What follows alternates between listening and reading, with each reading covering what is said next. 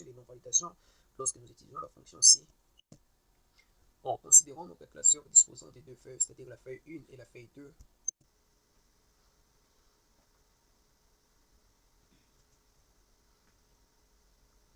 en procédant au défilement avec notre classeur dans tous les sens,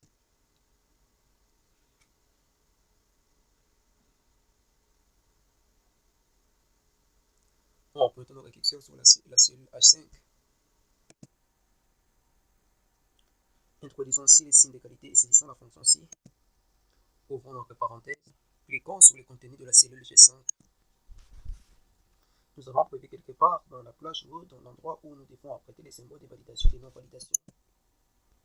En retournant dans Microsoft Excel, cherchons à partir d'Excel là où nous pouvons retrouver nos symboles de validation et de non-validation.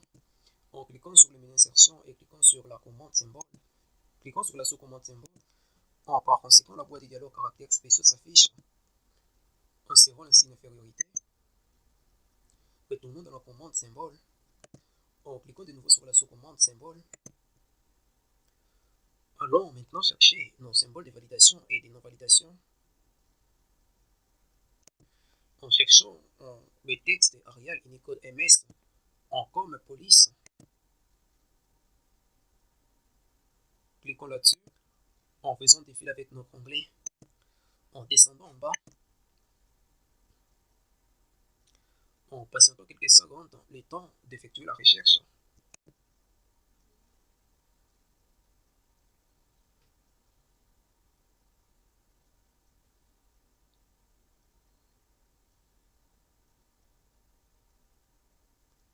Nous y sommes presque.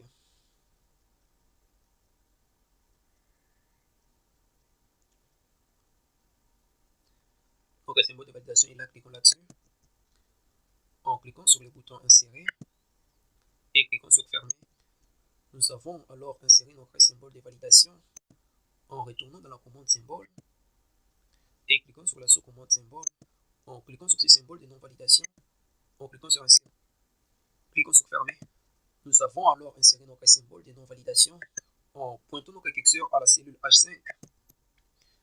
En retournant dans Microsoft Excel pour copier nos symboles parce qu'avec Excel, on a simplement montré la procédure pour leur insertion. Insérons le signe d'égalité à la cellule H5. Cliquons sur le contenu de la cellule G5. Insérons le signe d'égalité. Saisissons 1, 10% plutôt. En saisissant point virgule. Ouvrons nos guillemets.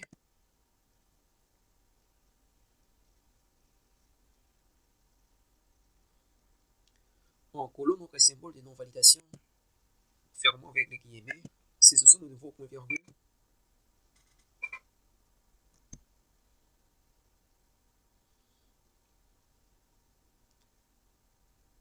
Collons notre symbole de validation. Saisissons nos guillemets. Fermons la parenthèse. En validant avec la touche entrée de notre clavier. En faisant la recopie tout en maintenant enfoncer la touche gauche de notre souris.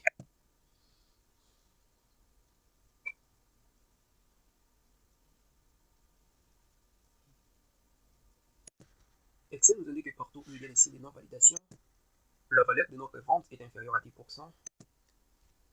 Et vice-versa pour les symboles de validation. Réalisons certaines mises en forme avec nos symboles de validation et de non-validation. Nous choisissons la couleur rouge pour les symboles de non-validation. En sélectionnant tous nos symboles de validation.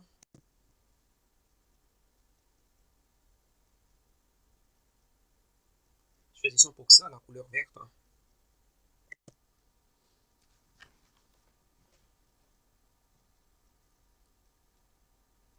Sélectionnons nos données et centrons-les.